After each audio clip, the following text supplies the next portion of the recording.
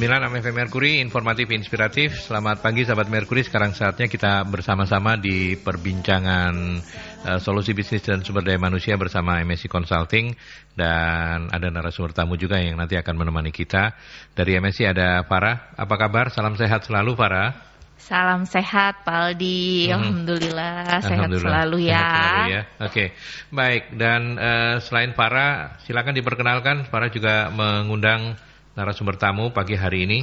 Nanti by phone ya kita ya kalau sama beliaunya ya. Iya, by phone. Ini juga live di Instagram Magnet Solusi Integrasi. Jadi kalau mau ngelihat face kita nih pagi ini yang seger-seger gitu ya, Pak Aldi itu ada di live Instagram kami. Live, ya kita selain melalui Mercury, Anda selain bisa mendengarkan melalui streaming juga di On Airs, Anda bisa mengikuti live streamingnya di IG, live IG-nya di apa alamatnya? Di nama aja search-nya Magnet Solusi Integra. Magnet Solusi Integra begitu ya. Ada wajah cantiknya Farah, ada wajah cantiknya Mbak Bu Oktri. Oktri ya, gitu ada ya. Mbak Oktri juga. Ada wajah tampannya Pak Aldi. Ya oke, baik. Wajah tampan. Baik, Bu Oktri sudah tersambung melalui line telepon, kita sapa dulu ya beliau ya. Baik. Selamat pagi Mbak Oktri, apa kabar? Baik Pak, alhamdulillah sehat. Mungkin yang di live IG bisa dikecilin supaya tidak bisa agak feedback ya. Ya, agak feedback, betul. Oke, terima kasih sudah meluangkan waktu Mbak Oktri, sehat-sehat ya. Salam sehat Bapak. Baik, terima kasih. Beliau ini adalah Farah? Beliau adalah rekrutmen manager dari PT Bismillah Inti Makmur Tbk, Pak Ali. Oke, berarti pas banget untuk kita bicara hari ini. Reputasi perusahaan positif, siapa yang untung? Silakan dijawab, Farah. Yang untung perusahaan. Employee juga untung. Semuanya untung dong ya? Iya. Oke. Ya, tapi dalam kondisi seperti sekarang ini begitu ya. Nah, itu topik kita sahabat Mercury ya. Reputasi perusahaan positif siapa yang untung. Nanti kita akan lihat insight-nya seperti apa dan kenapa kemudian topik ini menjadi menarik diangkat oleh teman-teman MSI Consulting. Tapi kita mulai saja dari kondisi yang ada sekarang gitu ya. Ketika pandemi ini kan banyak perusahaan itu jungkir balik dalam mempertahankan bisnisnya, bahkan yang raksasa pun ada beberapa yang harus menutup gerai dan merelokasi dan sebagainya. Sebenarnya kalau misalnya saya mulai dari Farah dulu, nanti mungkin Mbak Oktri ya, benar ya Mbak Oktri bisa menambahkan soal reputasi perusahaan dikatakan positif itu apakah mesti untung terus atau apa gitu, gimana Farah per definisinya? Banyak hal begitu Pak Aldi, terutama yang jelas untuk era yang saat ini gitu ya, yang hype ini tuh gimana karyawannya itu justru mengemas company-nya, mungkin dikenalkan dalam media sosial gitu ya, yang lagi booming di platform digital tentang citra dari company-nya gitu. Oke. Itu kalau lebih formal sih lebih jauh tentunya tentang mungkin secara terhormat gitu ya, company itu nggak punya kayak catatan jelek gitu ya, terus mungkin secara attitude pegawainya juga nggak terekspos buruk gitu kan, lebih ke arah sana sih Pak Aldi. Gitu ya. Oke, kalau kita ke profesionalnya ini yang kemudian menggawangi sebuah perusahaan yang sudah sangat established ya. Siapa nggak kenal Bismillah begitu ya? Oh betul. Luar biasa kan, bisa bertahan bergenerasi. Mbak Oktri, menurut pemahaman Anda sebagai seorang profesional di bidang HR begitu ya, reputasi perusahaan dikatakan positif seperti apa Mbak? Ya, hampir sama seperti yang dikatakan siapa saya lupa. Farah. Oh iya Mbak Farah, aduh saya ingatnya. Ini Farah, saya Aldi Mbak. Oke, salam kenal Pak Aldi, Mbak Farah, terima kasih. Oke, jadi gimana sih atau seperti apa perusahaan yang bisa punya brand positif atau bisa dikatakan punya nama yang baik gitu. Nah, sebelum punya nama baik tentu kita punya nama dulu ya Pak ya. Jadi brand kita cukup dikenal lah, cukup awareness lah orang pada umumnya di luar sana tahu seperti apa brand kita gitu.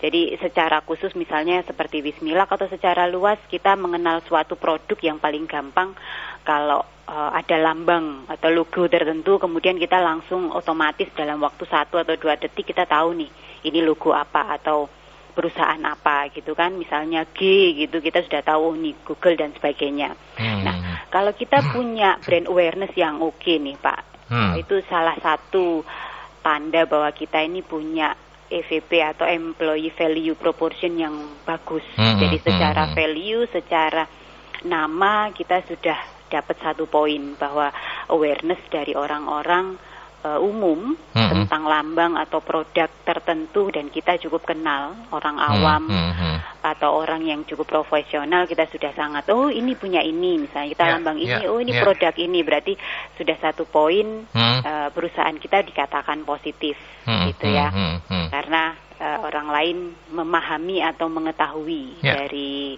brand tersebut. Itu sih Pak, secara garis besar awareness dulu. Jadi kalau awarenessnya udah dapet, ya berarti kita dapat positifnya sih.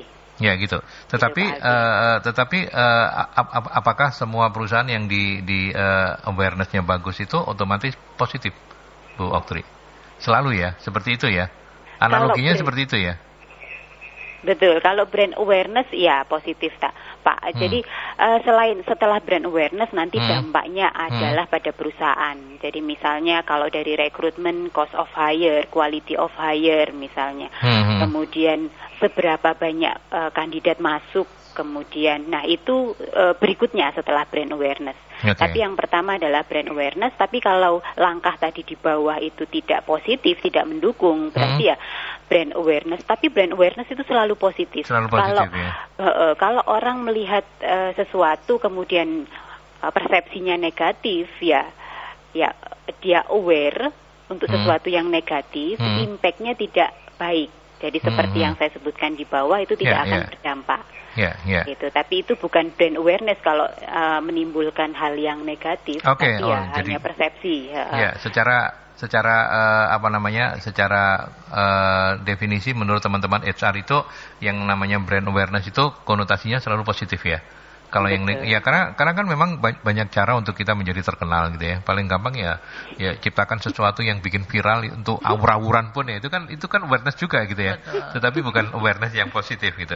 Tapi sebenarnya kalau kemudian mungkin sebagian dari kita yang masih sedang belajar ini Mbak Oktri, apa sih dampak positif? Kenapa sih perusahaan kita ini harus membangun reputasi positif gitu? Apa dampak baiknya gitu untuk perusahaan kalau dikenali sebagai brandnya itu reputasinya baik, positif gitu. Jadi untuk perusahaan dan untuk kandidat ya biasanya kalau untuk employee branding kan memang impact-nya adalah di rekrutmen atau di talent pool-nya sendiri, bagaimana kita bisa memanage para kandidat ini jadi lebih aware juga kepada kebutuhan karyawan, dan perusahaan ini juga aware dengan kandidat gitu, kebutuhannya apa sih mereka, cara pencari kerja generasi X dengan generasi milenial tentu treatmentnya akan berbeda. Nah, bagaimana perusahaan bisa aware juga melihat potensi dari karakteristik kandidat itu, baik itu platform yang digunakan maupun strategi yang dipakai. Tentu pasti beda kalau zamannya saya, zaman milenial ya, atau ketika kalau milenial misalnya pakai poster, tempel di koran itu mungkin efektif. Tapi sekarang zaman semua serba media digital, mungkin cara-cara itu tidak cukup efektif. Nah, jadi yang pertama bagaimana sih atau tujuannya employee branding atau brand awareness itu buat perusahaan dulu ya mungkin. Kalau untuk perusahaan lebih identik dengan rekrutmen tadi. Jadi bagaimana seorang rekruter seperti saya ini memiliki kualitas kandidat yang kita inginkan. Kualitas kandidat itu baik mulai dari background-nya, kemudian pengalamannya. Nah, itu sesuai dengan apa yang kami cari. Jadi matchingnya, hire orangnya tepat gitu, itu yang pertama. Yang kedua mungkin cost of hire tadi yang saya sebutkan. Semakin kecil cost-nya yang kita keluarkan itu semakin efektif branding yang kita punya. Ya, bisa cost of hire itu kalau kita efektif referral programnya atau dari karyawan sendiri yang mereferalkan, entah itu saudara, teman, mod-modnya jalan, itu kan kita tidak perlu nih pasang dari platform, berbagai platform untuk mengeluarkan iklan dan sebagainya. Nah, kalau itu kuat, maka cost of hire-nya bisa ditekan. Oke. Nah, kemudian brand awareness-nya tadi dengan social listening, kita tahu kebutuhannya para kandidat, mereka butuh yang seperti apa sih? Misalnya sekarang kaum generasi X itu kan butuh percepatan, butuh yang instan. Jadi kita mesti tawarin program training, misalnya karir yang bisa ke atas tapi juga bisa ke samping, kemudian lingkungan kerja yang enak, yang fleksibel, kemudian office hour yang tidak harus 8 sampai jam 5, tapi bisa kapan aja dia standby tapi tidak harus ke kantor. Nah, itu yang dia butuhkan, kita bisa tawarin. Pakai brand awareness. Kemudian sumber perekrutan atau channel yang efektif. Jadi rekruter ini tahu mana channel yang efektif, mana yang tidak. Jadi baliknya kepada cost of hire-nya juga. Jadi kalau kita misalnya tahu bahwa pakai channel A jauh lebih dapat kalau untuk hire position, tapi kalau untuk yang fresh graduate saya pakai channel apa nih? Nah, itu semakin kita tahu mana efektivitas dari tiap channel, maka EB-nya kita jalan. Oke, baik. Ini ada penelpon, tapi yang pasti kenapa kemudian reputasi positif itu penting? Kalau saya mencatat yang awam-awam dari pemahaman saya itu, kalau reputasi kita bagus, ya Farah ya, nggak mungkin kita dapat kandidat karyawan itu yang ecek-ecek gitu loh ya. Betul. Ya, itu yang pertama kan tadi ya. Kemudian dengan begitu kan juga kalau kita awareness-nya bagus, kita nggak usah capek-capek, nggak usah susah-susah beriklan, orang pada melamar sendiri gitu kan. Benar. Itu yang disampaikan. Kita ke penelpon. Selamat pagi Merkuri. Selamat pagi. Assalamualaikum warahmatullahi wabarakatuh. Waalaikumsalam Pak Sumarpito. Monggo silakan. Dengan Mas Aldi yang ganteng dan Mbak-mbak yang cantik. Baik. Ya, betul Pak. Semua kami memang ganteng dan cantik. Terima kasih.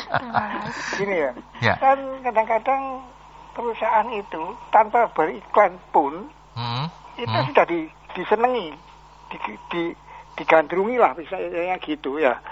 Ini suatu contoh ini seperti ini kan perusahaan rokok ya. Itu kan kadang-kadang disenangi tapi kadang-kadang dibenci juga. Saya tuh contohnya begini. Kenapa pemerintah itu njaluk pajak, njaluk CSR juga ning perusahaan rokok, tapi iklannya gak oleh sore harus malam dan terus diseneni terus jadi ini mengganggu kesehatan kata apa gitu ya. Terus dia kan menolong juga petani-petani Madura yang di tembakonya itu ya. Loh, tapi kan lucu. Saya ini dulu perokok berat saya itu. Saya nyoba saya pernah tidak saya sebut nama karena pesaing ini sampai saya perokoknya itu dua pak isi 16. Itu saya merokok terus. Waktu saya mau naik haji kan diperiksa paru-paru saya. Loh kok bersih? Jadi bisa. Kenapa? Kadang-kadang kekajiannya, kalau yang kena perokok itu pasti saya tidak sehat. Terus itu katanya gini, itu kalau tidak merokok itu kena dari yang merokok yang lain kan gitu ya. Terus saya bilang gini, saya jawab loh, orang yang merokok itu pasti sehat. Lek gak sehat gak bisa ngerokok kan gitu. Halo ya? Ya. Jadi kalau wis milang ini gampang sekali ya. Mengiklankan cari pegawai juga gampang. Karena apa? Karena wis pasar iklan pada iklan pun dengan anak-anak muda yang nongkrong udah dikei satu pak gitu kan sering kan kadang-kadang dikei satu pak promosi gitu. Wis terus jadi ngerokok kan dikasih rokok gratis itu kan mengenalkan. Saya sering kan juga gitu. Nah itu tanggapan Mbak, kenapa perusahaan rokok itu dibenci tapi dijalui duit, dijalui pajak, tapi juga disayang. Terima kasih. Baik. Assalamualaikum warahmatullahi wabarakatuh. Waalaikumsalam. Ya, mungkin memang menariknya bisnis rokok itu kan itu ya. Silakan, mungkin yang ada di dalam yang bisa menjawab begitu ya. Mbak Okri, monggo silakan. Kalau mau ditanggapi. Iya, jadi memang rokok ini arti dari cinta kali ya, benar-benar cinta. Jadi kalau semakin dibenci semakin dirindu gitu ya Pak ya. Benci tapi rindu, ini ada lagunya itu. Nah tapi itu termasuk challenge sih buat kami, apalagi saya ya rekrutmen, tentu ketika mengiklankan saya tidak boleh ada aturan lah, banyak etika yang harus kami pahami, sama seperti ketika kita mengiklankan iklannya juga ya, ada batasan-batasan yang memang kadang tidak menggerakkan, tidak banyak tempat untuk kita ruang geraknya. Begitu juga di tempatnya rekrutmen kita ada hal-hal yang do-don'ts-nya banyak sekali. Jadi itu kenapa kadang rekrutmen ini terpisah nantinya. Jadi rekrutmen ini punya lambang sendiri, kemudian punya brand sendiri yang mungkin beda dengan produknya. Karena secara produk kan ada batasan-batasan, sedangkan kalau tempat rekrutmen itu harus menjangkau ke semuanya kan. Jadi kita melakukan EVP dulu, Employee Value Proposition, dengan mengenalkan Wismilak itu seperti apa. Jadi tidak mengenalkan produknya, tapi value-nya, apa sih value dari Wismilak. Nah, itu yang kita tidak masuk ke ranah sana. Jadi mulai dari, kalau misalnya kita ikut job fair nih Pak, tantangannya kalau waktu tidak pandemi ya, pada saat kita job fair itu kan beberapa stand itu memberikan produk gitu ya, untuk menarik para kandidat bisa join gitu, bisa masuk ke booth. Nah, tempat kami kan tentu tidak bisa ya Pak. Produk itu tidak boleh sama sekali tampil di booth kami. Jadi bahkan judul atau merek brand itu tidak kami munculkan gitu. Iklannya apalagi juga tidak kami munculkan. Nah, yang kami jual memang value-nya atau culture-nya dari Wismilak, itu yang kami jual, sehingga ya itu ya gampang-gampang susah. Kemudian ada beberapa yang kita tidak bisa masuk, misalnya sekolah SMA misalnya kita tidak bisa masuk. Kemudian ada beberapa university yang memang anti rokok, kita juga tidak bisa masuk. Tapi kita bisa jalin kerjasama terkait misalnya magang, internship. Nah itu kan melalui hal-hal yang kita mesti pandai nih celahnya di mana gitu. Kalau university-nya nggak oke, kita ambil ke kepala jurusan biasanya. Jadi itu yang bisa kita lakukan kalau misalnya perusahaan kita memang punya banyak batasan, baik itu dengan cara mengiklankan atau dari produknya kami yang tentu ada beberapa tantangan. Jadi kita tidak boleh kalah sama tantangan itu tadi Pak Aldi. Oke, baik. Wismilak ini memang sejak dulu ketika masih muda, meskipun saya bukan penggemar rokok Wismilak ya, waktu masih merokok, sekarang sudah enggak. Tetapi yang terngiang-ngiang di saya itu sebagai sebuah brand awareness itu kok hebat banget ya, bisa menciptakan Wismilak gitu kan. Jadi Pak Willy Wala itu kan kemudian minta didoakan oleh semua orang supaya beliau untung terus gitu kan. Ini kan sesuatu yang luar biasa gitu ya. Saya nanti kalau kenapa Bu? Cuan. Iya, mesti cuan terus gitu. Wismilak gitu kan, kata Pak Willy Wala gitu kan. Nah, apa namanya? Nanti kalau kita bikin Far, kita mendoakan orang lain aja ya. Wish you luck gitu ya. Farah mau menambahkan sebelum kita break iklan? Kalau dari kacamata ini sih, dari kacamata pelamar kali ya Bu Oktri. Kalau Bu Oktri udah ngasih pandangan dari sisi company, saya lebih mungkin dari kacamata pelamar. Kalau saya sebagai pelamar ngelihat satu company gitu ya, dengan brand yang bagus gitu ya, dengan brand yang udah dikenal gitu ya, itu memang effort atau motivasi untuk melamar itu emang kenceng gitu. Dan mungkin yang orang misalkan company itu memang bikin rekrutmen di webnya sendiri gitu kan. Itu effort saya tuh jauh lebih gede daripada cuma ngeklik yang mungkin di job portal gitu kan. Lebih ke arah sana. Dan memang produk-produk yang ditawarkan dari company yang memang sudah aware gitu ya sama employee branding itu keren-keren sih Mas Aldi gitu. Jadi menjamin juga karir kita gitu ya. Terus mungkin benefit, terus value yang dipaparkan gitu. Nah, itu menarik sih buat pelamar biasanya. Oke, gitu ya. Oke, baik Mbak Oktri, Farah, kita break dulu ya. Nanti kita lanjutkan kembali. Saya harus ke beberapa pesan dulu.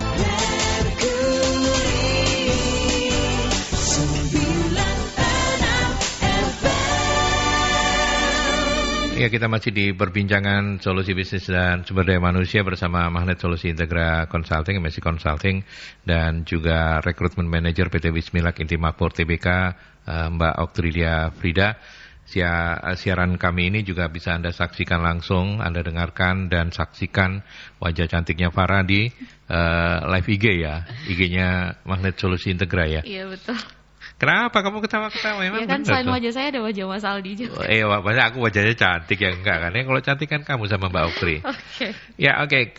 Tadi kita sampai pada perbincangan tentang kenapa kemudian perusahaan merasa perlu reputasinya harus dikenali positif untuk segala macam kayak gitu. Sebenarnya apakah memang ketika reputasi perusahaan positif, apakah memang hanya perusahaan yang diuntungkan begitu ya? Saya ke Farah dulu deh, Farah. Apakah hanya perusahaan yang bisa menikmati keuntungan? Apakah tidak kemudian para karyawan SDM itu juga bisa selain pride tapi juga mungkin salary-nya oke, atau apa? Gimana pengalaman selama ini? Kalau dari sisi yang pasti perusahaan itu untung gitu ya. Tadi juga udah dijelaskan sama Bu Oktri terkait mungkin cari talent. Nah itu lebih mudah, lebih gampang gitu kan, ya. Nah kalau dari sisi pegawai sendiri memang pride itu nomor satu sih. Nomor satu ya. Iya. Jadi kayak kan? Karyawan tuh pasti punya kebanggaan pakai ID card yang ada brandnya company yang terkenal gitu ya. Terus kemudian mungkin pakai seragamnya. Siapa sih yang nggak kenal gitu, kita jalan-jalan di mall oh dia kerja di sini nih gitu kan, dan memang karena sudah terbrand dengan baik company-nya gitu, otomatis pride-nya itu naik gitu ya. Selain itu juga mungkin nilai tambahnya adalah ketika dilirik sama company lain juga. Oh gitu ya. Iya dong. Itu ini juga bahaya biasanya ya. Jadi kayak nilai tambah jual gitu kalau misalkan company lain ngelirik, oh dia ini nih orang Wismilak nih, bisa nih harusnya masuk ke company ini gitu. Jadi memang ada nilai tambahnya juga buat jadi ini masukan sekaligus ancaman buat Bu Oktri, buat Mbak Oktri ya. Ya, Mbak Oktri, bagaimana kalau Anda melihat sebagai seorang profesional di bidang HR begitu ya, ketika reputasi perusahaan positif, apa sih sebenarnya keuntungan-keuntungan karyawan mungkin melengkapi yang sudah disampaikan oleh Farah? Piye, Mbak? Iya, betul. Itu tadi yang disebut Mbak Farah yang namanya talent war, Pak. Jadi itu talent war ya? Oh, yang terakhir tadi ya? Oke. Udah siap ya? Siap banget ya? Jadi siap perang nih para rekrutmen untuk mencari talent. Jadi kita rebutan gitu ya, Pak. Oke. Nah, keuntungannya memang buat orang di luar ketika dia join, betul seperti yang Mbak Farah, dia kan punya prestis nih, nilai jualnya tinggi karena yang dia saat ini itu join dengan perusahaan yang punya nama. Jadi secara CV-nya dia cukup mahal nih. Jadi tanpa dia harus melakukan apply ke perusahaan, itu dia udah dicari, Pak. Jadi ada suatu platform itu kalau kita misalnya mau hijack tuh, Pak, itu di situ banyak.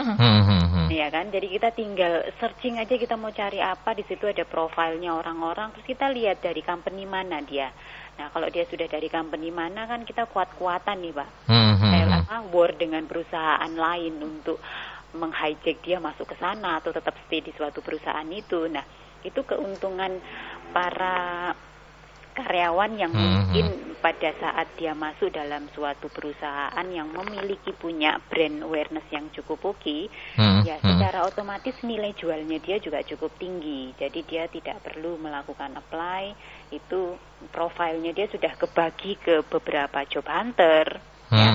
Jadi dia sering diteleponin tanpa apply nih. Jadi saya ini posisi begini Bu, mau nggak berminat dan seperti itu. Jadi nilai jual kita cukup punya nama lah ya. Itu yang pertama. Yang kedua ya secara kebanggaan ketika kita ditanya oleh suatu teman atau kolega gitu kan, kerja di mana gitu, tanpa kita harus menjelaskan suatu perusahaannya, kita cukup sebut nama atau tagline-nya mungkin bahkan itu dia sudah di sana cukup di sini ya punya ini gitu. Jadi akhirnya perusahaan yang punya awareness yang oke pun kita ndak perlu membayar orang untuk melakukan branding karena karyawannya juga melakukan hal tersebut sehingga mot-motnya cukup jalan, Pak. Jadi sudah tahu bahwa ini kerja di sini enak, dia kerja di sini punya karir dan secara benefit tidak perlu diragukan misalnya. Jadi secara 2-1 tali sudah dapat antara dia punya kebanggaan dan perusahaan juga punya keuntungan bahwa tanpa perlu melakukan branding yang cukup kuat, karyawannya melakukan hal tersebut. Oke. Itu sih Pak. Iya. Artinya kan sampai di sini kemudian terbuka lah ya bagi Anda yang masih menjadi profesional, sahabat Merkuri, ya Farah ya. Menjadi tanggung jawab Anda juga untuk menciptakan reputasi positif karena sebenarnya itu berimbas juga ke Anda gitu kan. Selain pride tadi juga menaikkan nilai jual diri dalam tanda petik positif ya, sesuai dengan kemampuan. Nah, jadi siapa saja sebenarnya Farah? Siapa saja sebenarnya yang memang harus terlibat dalam upaya membangun reputasi perusahaan ini yang sebenar-benarnya? Tentunya semua ya. Betul. Pak Aldi. Jadi memang karena ini tuh ya kita istilahnya seragam kita bersama, bendera kita bersama gitu ya. Jadi ya semua bertanggung jawab gitu. Selain untuk nge-branding reputasi yang baik atau citra yang baik itu juga harus tetap kita jaga sih gitu. Kalau misalkan company-nya sudah memfasilitasi, kita ada misalkan dibikin champion gitu ya, ayo nge-follow IG kantor dulu, IG perusahaan dulu, kemudian ayo cepat LinkedIn-nya kita ramekan misalkan kayak gitu di platform digital gitu ya. Tapi secara pribadi si pegawai itu juga sebenarnya dari dalam diri ya itu harus punya rasa bangga, walaupun misalkan nggak besar company-nya, tapi ketika dia sudah bangga sama mungkin brand company-nya, nah itu yang memang peran-peran yang akan menumbuhkan branding company juga sih. Gitu ya. Benar. Secara tidak langsung itu akan mengangkat brand awareness-nya company juga. Benar. Begitu ya. Nah, ini yang disampaikan Farah ini menjawab Pak Angga ini. Pak Angga menanyakan apakah karyawan juga bisa berperan menciptakan reputasi perusahaan? Bisa gitu ya. Dan karyawan seperti apa? Wah, ini nggak tahu nih karyawan seperti apa ini, maksudnya seperti apa ini? Mungkin ada karyawan yang nggak serius, tapi karyawan seperti apa? Atau maksudnya reputasi perusahaan seperti apa barangkali ya. Tetapi saya ke profesionalnya sekarang, Mbak Oktri, cerita dong seperti apa kemudian Anda sudah berapa lama Mbak di Wismilak? Cukup lama sih Pak. Cukup lama ya? Jadi, ya artinya menjadi orang yang tepat kalau saya ingin kalau diizinkan membuka sedikit rahasia perusahaan. Bagaimana Anda membangun reputasi perusahaan itu bersama para karyawan? Sekaligus juga menjawab Pak Angga ini. Apakah karyawan memang harus juga ikut juga bisa berperan menciptakan reputasi perusahaan? Silakan Mbak. Oke, baik. Employee branding ini sebenarnya akan kuat jika EVP-nya kita kuat Pak, jadi employee value proportion. Jadi sebelum kita melakukan employee branding, ada baiknya perusahaan atau company itu mencari EVP dulu, sesuatu value atau culture kira-kira apa ya yang paling menggambarkan company kita, gitu ya. Jadi yang cukup unik, yang cukup menarik peminat dari kandidat yang memang sasaran atau jadi tujuan dari company itu untuk menarik kandidat. Nah, kalau kita mencari EVP ini memang agak gampang-gampang susah ya. Jadi kita harus melakukan survei dulu, baik eksternal ataupun internal. Secara value nih, kalau misalnya di Wismilak apa value yang paling kuat?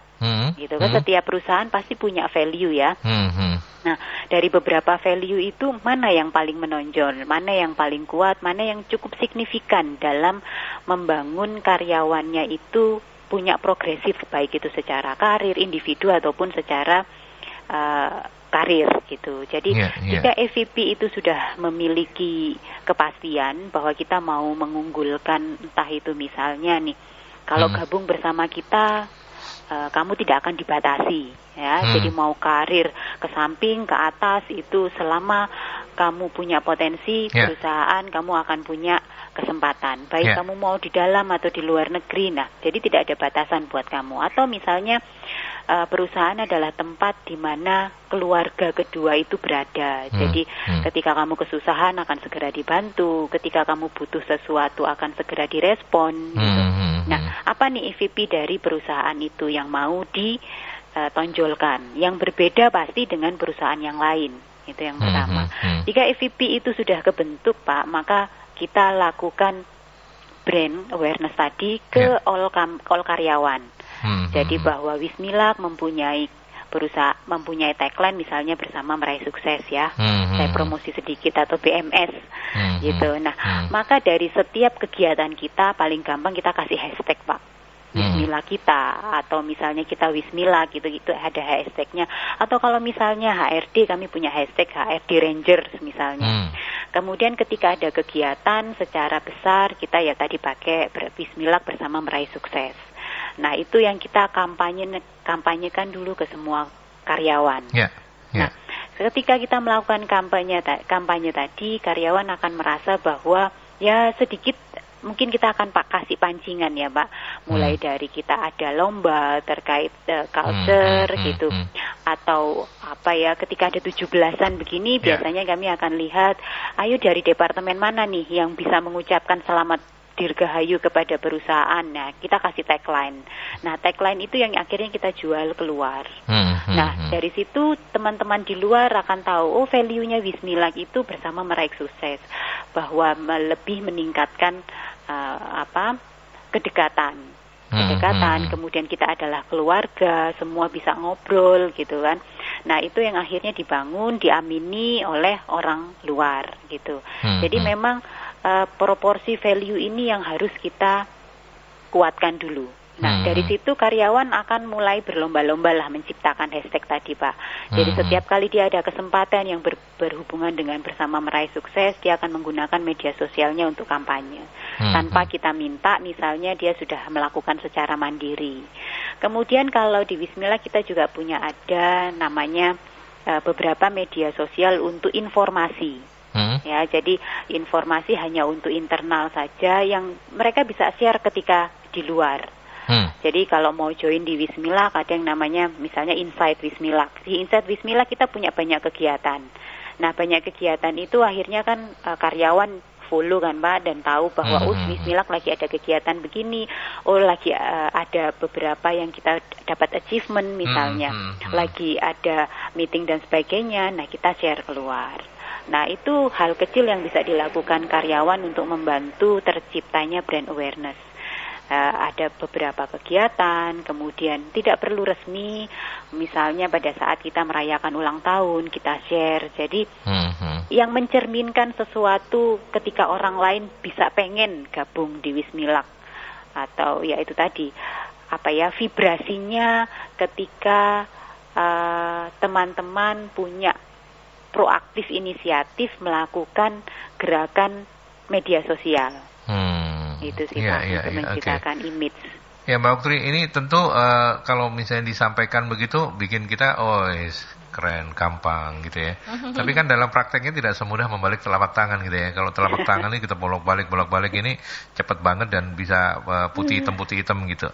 Nah, apa tips Anda untuk sahabat-sahabat Merkuri yang mungkin sedang belajar untuk sesukses Anda sebagai recruitment manager dan juga teman-teman di HR-nya Wismila?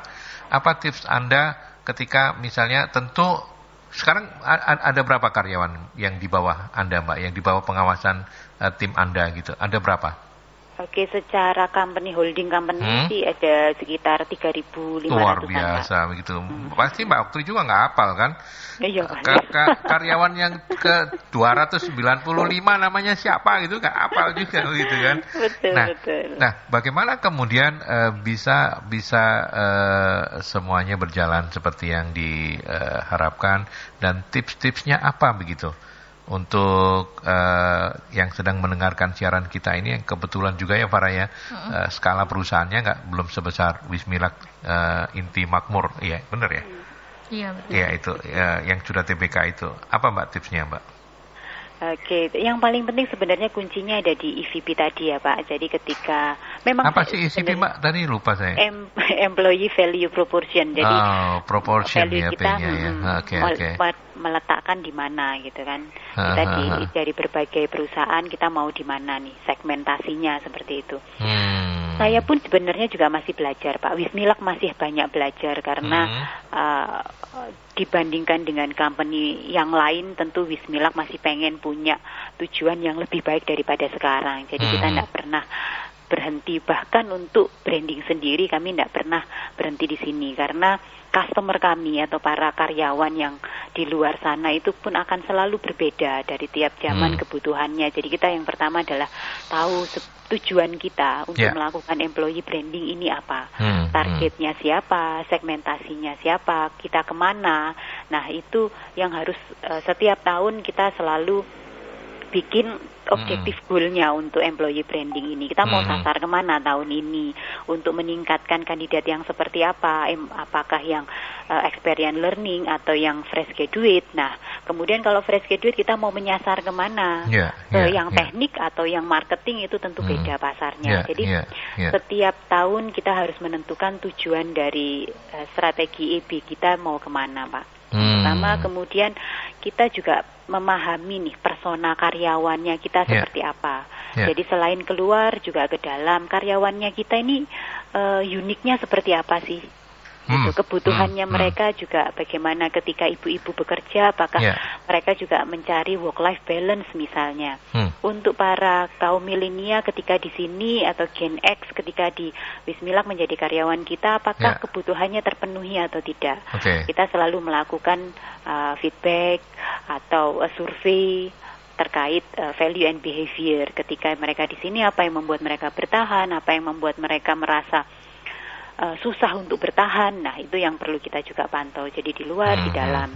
Kemudian yang tadi yang menentukan EVP itu adalah harus meliputi seberapa jujur kita menawarkan value kita. Jadi integritas itu yang pertama.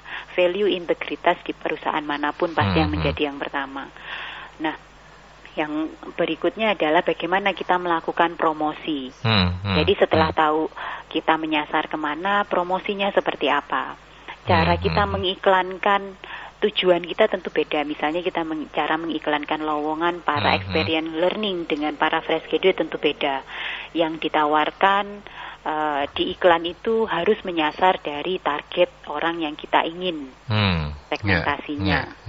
Kemudian ada offline networking event, kita tidak boleh putus juga. Jadi bagaimana, tapi mungkin di pandemi ini agak susah ya Pak, semua serba online. Bahwa kita juga harus memberikan sesuatu nih kepada customer kita di luar sana. Iya, baik itu secara knowledge, baik itu secara skill, kita kasih sesuatu yang membuat mereka tidak hanya kita itu meminta mereka untuk apply, tapi mereka juga bisa menjadi kandidat yang bisa dimanapun, tidak harus di Wismilak, sesuatu yang bisa mereka jual dimanapun, tidak harus di Wismilak. Itu sih Pak. Oke. Baik, sebelum kita break ke iklan, yang bikin saya buat saya penasaran itu satu, Mbak Oktri, apakah di era pandemi ini konsumsi rokok berkurang?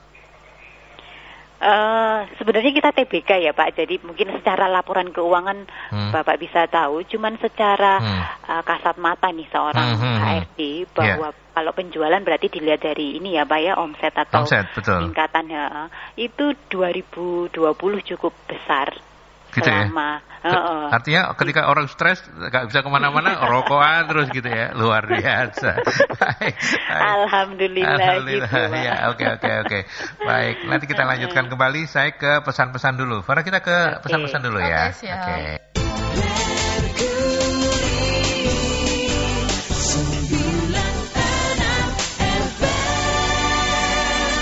Oke, masih bersama Farah dari MSI dan juga Mbak Oktri dari Wismilak Inti Makmur TBK.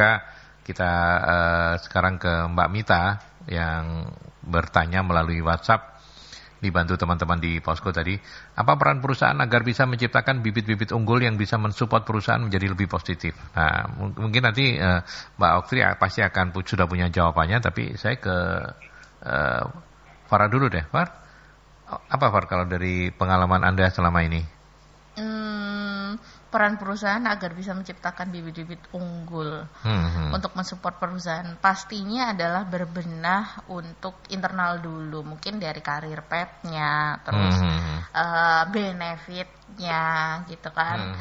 Mungkin itu yang dijual, tapi memang kalau untuk perusahaan-perusahaan yang masih berkembang gitu ya, penataan kayak gini tuh memang menjadi tantangan sendiri sih. Biasanya bertabrakan sama mindset owner yang ya duit dulu gitu. Nanti yang penting kita bisa jalan dulu nih jualan. Nah itu yang memang menjadi tantangan sendiri sih Pak Aldi kayak gitu. Ya. Oke, sekarang ke Mbak Oktri. Mbak Oktri, sepanjang yang sudah Anda bergelut bersama teman-teman di Wismilak begitu ya, mengurusi karyawan SDM. Bagaimana Anda menjawab Mbak Mita? Apa peran perusahaan agar bisa menciptakan bibit-bibit unggul yang bisa mensupport perusahaan menjadi lebih positif? Oke, terima kasih Pak. Jadi bibit unggul dalam perusahaan mungkin kita bisa sebut juga sebagai talent ya. Talent, ya betul. Ya, betul. Jadi ketika talent itu sangat berharga sekali karena dia yang paling secara skill itu oke, kemudian secara komitmen atau loyalitas berarti terbukti. Karena kalau dia dinamakan talent pasti ada year on position-nya atau ketika dia menjadi karyawan sudah lebih dari berapa tahun gitu kan. Nah, talent ini kita cara meramutnya atau cara meramunya biasanya adalah melakukan beberapa review Pak. Jadi ada yang IDP seperti individual develop planning, orang ini akan mau diapakan dalam 1 atau 2 tahun ke depan. Itu kita punya namanya seperti 9 box gitu kan. Setiap tahun kita akan melakukan talent review dalam setiap departemen orang-orang yang nilainya PA-nya di atas rata-rata, kita akan masukkan dia dalam box tersebut. Nah, itu yang nantinya bisa dilakukan promotion. Jadi kalau kita mau menyiapkan orang, maka kita harus siap untuk membuat dia karirnya menjadi lebih baik. Jadi promotion yang dilakukan ya berarti ya. Ada fasilitas promosi untuk mereka yang memang karirnya moncer gitu, kinerjanya bagus gitu ya. Betul. Kalau dalam masa promosi itu tentu kan perusahaan wajib untuk mengisi Pak. Karena ketika misalnya kita mau cari manager level, kemudian dari beberapa supervisor yang sudah oke, kita akan lakukan pengisian istilahnya secara skill, knowledge itu kan dia pasti butuh enlarge ya, capacity. Jadi ya itu tugasnya HRD juga untuk melakukan proses training gitu kan. Kemudian penugasan. Nah, itu yang membuat dia akan menjadi sebagai seorang supervisor, dia sudah oke nih menjadi manager level. Jadi ketika dalam IDP itu nantinya dia akan membuat orang ini menjadi lebih tinggi, maka tugasnya perusahaan juga mengisi orang ini agar kapasitasnya sesuai dengan posisi barunya. Yang pertama dari sisi promosi. Yang dari sisi dua adalah kalau kita punya program percepatan, namanya trainee biasanya. Kalau di Wismila kita punya 2 yang namanya Graduate Challenge Program, nama PPSMS yang khusus untuk sales dan field marketing. Nah, itu adalah proses atau program percepatan dari teman-teman yang fresh graduate tapi pengen ketika selesai sudah punya titel supervisor atau bahkan manager level. Nah, itu perusahaan juga mewadahi teman-teman yang punya secara kapasitas di luar itu sudah oke. Jadi kita di dalam hanya meramu sedikit saja secara company culture saja, mereka sudah bisa menjadi seorang yang punya experience, tidak dihargai sebagai fresh graduate lagi. Itu sih Pak, treatmentnya company untuk teman-teman yang memang punya kebutuhan atau keinginan menjadi yang lebih baik atau jadi talent lah, itu tadi bibit. Oke, ini ada Mas Dianto. Mas Dianto menanyakan apa saja yang bisa dilakukan perusahaan agar bisa mencapai reputasi yang baik. Siapa saja yang berperan bisa menciptakan ini. Ya, tadi sih sebenarnya kita sempat bahas semuanya begitu ya. Nah, mungkin kita karena waktu kita juga tidak panjang lagi, kita saya akan menanyakan yang terakhir saja ke Farah dan juga Mbak Oktri, bagaimana kemudian kita bisa mengukur keberhasilan penciptaan reputasi organisasi yang positif ini? Cara mengukurnya seperti apa, Farah? Kalau saya jujur aja nih, Pak Aldi gitu ya. Karena saya belum pernah tahu employee branding ini tuh dimasukkan mungkin ke KPI gitu ya, atau ke penilaian lain dari company itu mungkin lebih kepada apa ya? Misalkan dibikin aja kayak misalkan company ini punya media sosial gitu ya. Nah, mungkin survei kecil-kecilan gitu ya. Bisa survei, bisa juga target followers misalkan. Nah, itu juga bisa menjadi penilaian gitu ya. Kalau secara kasat mata atau misalkan orang awam gitu ya, kita ini aja, kita coba aja gitu, nanya gitu ya, random ke siapa gitu, tahu produk ini enggak gitu kan. Nah, atau tahu brand ini enggak. Nah, kalau misalkan dia, oh iya itu kan ini ya yang di sini, oh iya itu kan. Nah, berarti kan secara awam gitu ya, orang-orang tuh tahu ada loh gitu ya kampanye ini. Brand awareness-nya berarti udah mulai merakyat gitu ya. Betul. Ya, oke. Kalau di Wismilak seperti apa Mbak strategi untuk bisa mengukur keberhasilan peningkatan atau bukan penciptaan ya ini ya, peningkatan reputasi organisasi yang positif? Oke, jadi EB itu tetap bisa diukur, Pak. Jadi itu sebenarnya masuk dalam KPI-nya rekrutmen juga, mulai dari quality of hire, time to fill-nya, jadi kecepatannya kami memenuhi, kemudian fail and probation. Jadi ketika karyawan itu join, dia bertahan berapa lama sih? Itu juga masuk dalam, karena EB itu tujuannya adalah retention juga. Jadi tidak hanya menarik, tapi juga melakukan retention ketika dia sudah menjadi bagian dari perusahaan. Nah, itu tugasnya sebagai seorang rekrutmen untuk retention, walaupun nanti setelah lebih dari 1 tahun, itu tugasnya CNB, Compensation and Benefit, untuk meretain secara jangka panjang. Tapi ketika di awal, itu tugasnya rekrutmen untuk membuat karyawan ini bisa betah 1 tahun pertamanya. Yaitu dengan sama seperti Mbak Farah tadi bilang, selama setahun sekali kita juga melakukan survei HR gitu kan. Kita tanya ke customer kita, ada 2, manager level sama karyawan yang baru kita hire. Selama proses itu apa yang mereka kesannya, apakah rekrutmen itu dalam memberikan perlakuan kepada kandidat ketika mereka menjadi kandidat cukup memuaskan atau tidak.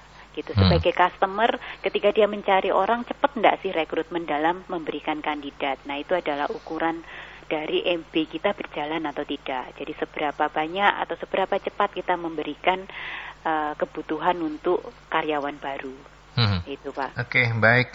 Terima kasih banyak sudah berkenan untuk meluangkan waktu berbagi dengan sahabat-sahabat Merkuri, Mbak Oktrilia Frida, Recruitment Manager PT Wismilak Inti Makmur Tbk. Matur nuwun sangat ya Mbak ya. Ya, sampai ketemu di lain kesempatan Mbak Oktris. Salam sehat, sampaikan salam saya untuk teman-teman di Wismilak. Sehat-sehat dan sukses selalu ya. Oke, terima kasih Pak. Sama-sama Mbak Oktris. Ya, salam sehat. Para, thank you ya. Sama-sama Pak Aldi. Masih mau ngomong sesuatu untuk saya? Untuk pendengar? Mungkin ini jangan lupa nanti untuk di Jumat sore masih ada ya webinar series ya. Webinar series gitu. Apa ya sore Jumat besok ini? The seriesnya leadership ini itu followership yang dibawain oleh Pak Rudi Harahap dari Komisaris Jawa Pos. Oke, gitu. Baik.